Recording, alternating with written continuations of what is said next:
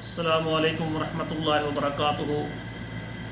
آپ سے مخاطب ہے آپ کا معالج پروفیسر قاری عبدالمنان زیگم۔ آج کے درس میں، آج کے پروگرام میں آپ کے سامنے وہ غذائیں جو ایک ساتھ نہیں کھانی چاہیے ان کا ذکر ہوگا۔ ایک میں ویڈیو اس سے پہلے آپ کو دے رہا ہوں اور اس میں نے تقریباً 12 چیزوں کا ذکر کیا ہے اور 11 چیزوں کا ذکر میں آج کروں گا۔ یہ کل 23 چیزیں ہو جائیں گی۔ تو پہلے 12 میں نے چیزیں ذکر کی ہیں، آگے یہ 13 نمبر چیز ہے۔ گھی، کھٹائی، کھکڑی اور کھیرے کے بعد پانی اور شربت یا دودھ یا دہی کی لسی، یعنی گھی کے ساتھ کھٹی چیز کھانا۔ اسی طرح ککڑی ہے اور کھیرا ہے، ککڑی اور کھیرا کھانے کے بعد پانی پینا یا شربت پینا یا دودھ یا لسی وغیرہ پینا، اس سے نقصان ہو سکتا ہے۔ اس طرح اکٹھی یہ چیزیں کبھی نہ کھائیں۔ 14ویں نمبر پر ہے شہد اور خربوزہ، یعنی خربوزہ اور شہد یا شہد اور خربوزہ ان کو مکس ملا کر کھانا، اس سے نقصان ہو سکتا ہے۔ 15ویں نمبر پر ہے مولی یا خربوزے کے ساتھ شہد ملا کر کھانا، یعنی مولی جو ہے اور خربوزہ ان کے ساتھ شہد مکس کر کے کھانا، اس سے بھی نقصان ہو سکتا ہے۔ 16ویں نمبر پر ہے خربوزہ اور دہی، خربوزہ کھا رہے ہیں ساتھ دہی بھی کھا رہے ہیں تو اس طرح مناسب نہیں ہے۔ الگ الگ چیزیں ٹھیک ہیں، ان کو اکٹھے کھانا ایک وقت میں مناسب نہیں ہے۔ 17ویں نمبر پر ہے انڈا اور دہی، انڈا اور دہی دونوں بیک وقت مکس کر کے نہیں کھانی چاہیے، یا ایک ہی وقت میں آپ انڈا بھی کھا رہے ہیں اور ساتھ دہی بھی کھا رہے ہیں، اس طرح مناسب نہیں۔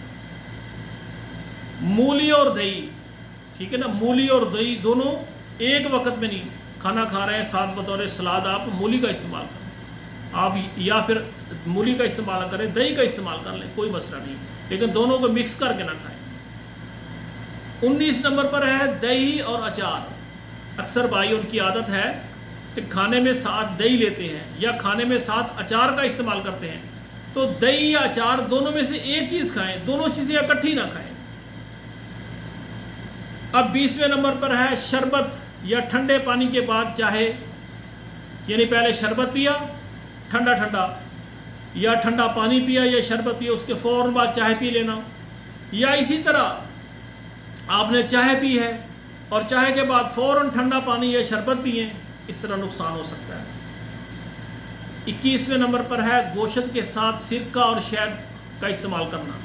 گوشت کھا رہے ہیں اس کے ساتھ سرکہ بھی استعمال کریں، گوشت کھا رہے ہیں اس کے ساتھ شہد کا استعمال کریں، اس طرح انسان کے معدے میں بیماری پیدا ہو سکتی ہے، الگ الگ استعمال کریں۔ 22ویں نمبر پر ہے تیل اور گھی کی بنی ہوئی چیزیں، یعنی آپ گھی کی چیزیں ہیں بنی ہوئی یا گھی کا استعمال کر رہے ہیں اور ساتھ تیل کی بنی ہوئی چیزیں مکس کر کے کھا رہے ہیں، اس طرح نقصان ہو سکتا ہے۔ اور 23 نمبر پر آخری بات ہے کہ ککڑی، تربوز اور کھیرا، ککڑی، تربوز اور کھیرا ان کو اکٹھے ایک ہی وقت میں سب کو اکٹھے کھانا مناسب نہیں ہے۔ آپ ککڑی کھا رہے ہیں تو ککڑی کھائیں، خربوزہ کھا رہے ہیں تو خربوزہ کھائیں، یعنی تربوز آپ کھا رہے ہیں تو اکیلا تربوز کھائیں، اور کھیرا کھا رہے ہیں تو اکیلا کھیرا کھائیں۔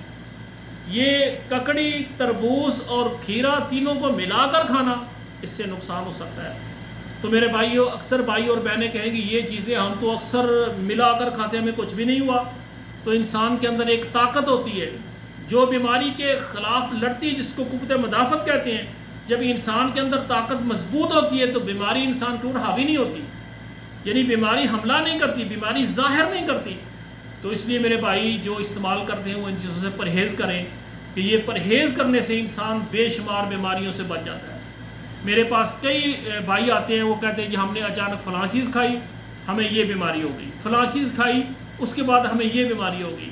یہ چیزیں ساری اللہ تعالیٰ کی نعمتیں ہیں، لیکن ان کو کھانے کا طریقہ یہ ہوتا ہے، جس طرح میں نے کہا کہ ایک بندہ گرم چائے پیتا ہے فوراً ٹھنڈا پانی پی لے، ٹھنڈا پانی پی کے شربت پی کے فارغ ہوا اور فوراً گرم گرم دودھ یا گرم چائے پی لے، تو اس طرح یعنی پرہیز کرنا چاہیے۔ اس طرح کرنے سے بیماریاں لاحق ہوتی ہیں۔